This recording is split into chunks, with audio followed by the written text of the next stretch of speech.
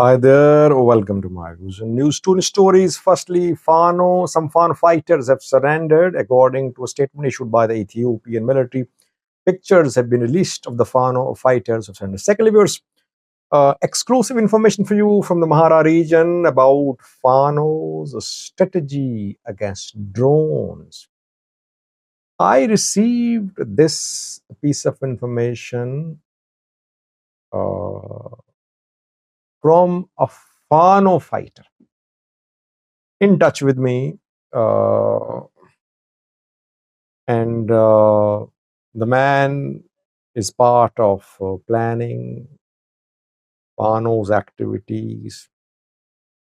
I always acknowledge my contacts with the groups in Ethiopia, whether it's Ola, whether it's TPLF, TDF, Fano, whether people from government.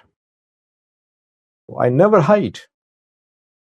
Uh, since I talk to people from both sides, pro Fano, anti Fano, that is how I'm able to get. I'm able to see both sides of the picture. Let's have a look at this story first. Fano strategy against drone. By the way, Fano does not have any anti-drone weapons, and there are no effective anti-drone weapons, too, especially against modern drones like TV2s and Winglongs. There are anti-drone systems, but very costly. Electronic warfare systems can be used, but I don't think any Ethiopian armed group has any electronic warfare system. They don't have a manpad, let alone electronic warfare systems. Manpads can only target low-flying objects. Basically, there is no weaponry uh, possessed by any Ethiopian armed group against drones. That is why Ethiopian military uses drones to crush armed groups because they have no defense.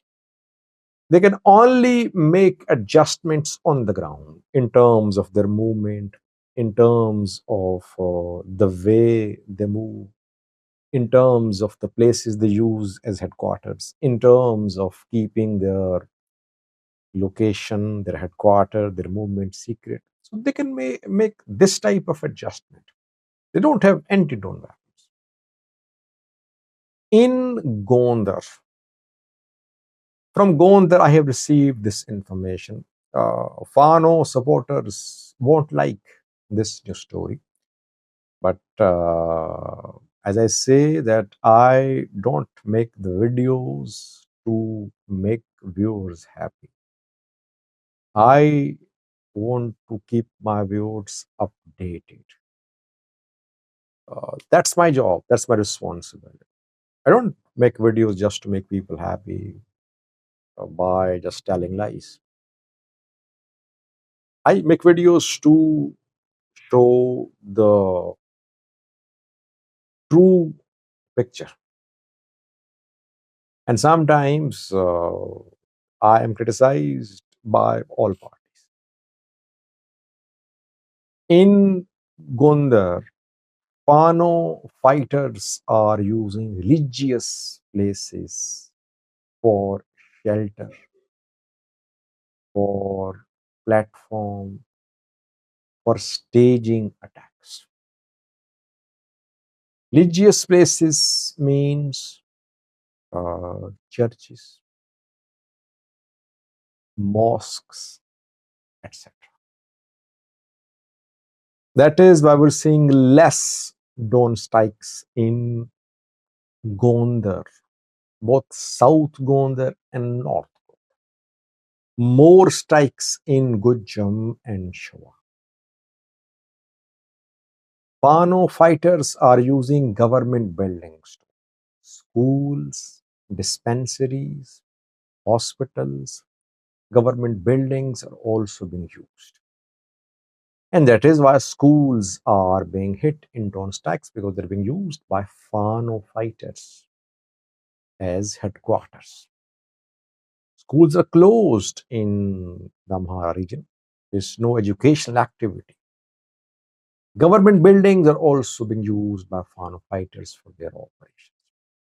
Now, point is that why is that so far no single statement has been issued by the authorities of Ethiopia or by any Muslim organization in the Amhara region or on federal level?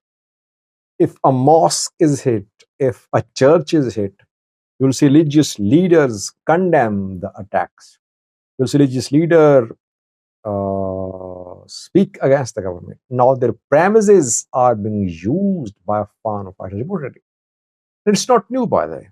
If you remember, the first major military operation against Fano was conducted last year.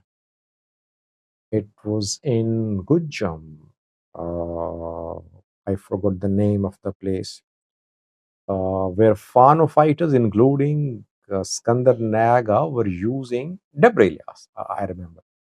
In Debre Ilyas, they were using Debre Ilyas monastery, so the church building, as a headquarters for training, for conducting their operations.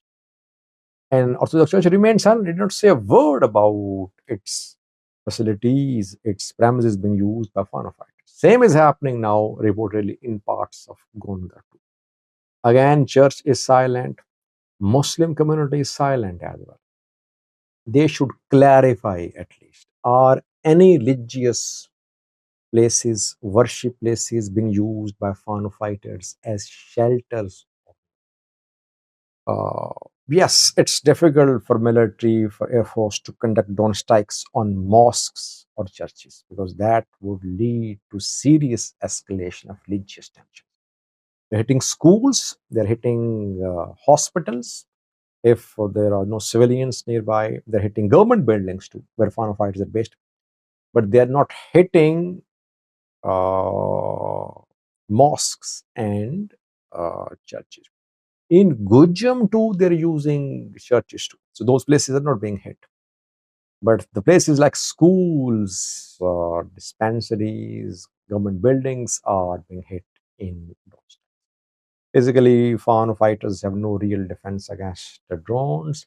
They'll have to make adjustments on the ground. They'll have to stop or suspend large scale movement of their fighters. They should not be moving uh, openly. They, this is what they're being told, that they should not do all these things. They should mix up with people, and they should use public places as sanctuaries, as shelters. Secondly, viewers, the government claims that Fano fighters are surrendering. 15 Fano fighters have surrendered according to the government. Rather, the military claim that Ethiopian National Defense Force has released pictures from South Gonda, where, according to the military, around 15 Fano fighters surrendered. Agmas McVanent is the name of the commander of these Fano fighters. They surrendered in Libo Kemkem. Libo Kemkem is in South Gonda. ENDF released their pictures on its social media page, saying that these Fano fighters believe that the solution to conflict in Amhara is through dialogue. That is why they have laid down arms. Only a few dozen have surrendered so far since the start of military operation a few weeks ago by military against Fano fighters. How many have died? By the way, military has never made any claims or shared details of how many Fano fighters have been killed or injured in the last 2 months since the start of the new military operation. Military should tell the people what is the outcome of this operation launched a few weeks ago. Is it producing any results? Any major Fano commanders killed so far? Is Minikasi alive? Where is he? And how many? And what about the losses of the military?